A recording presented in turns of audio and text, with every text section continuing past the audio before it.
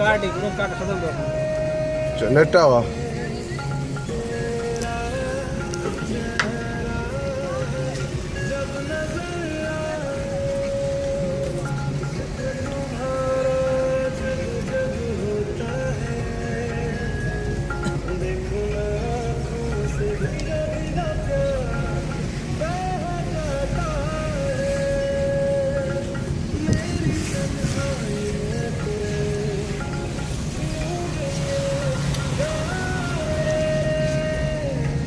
Jai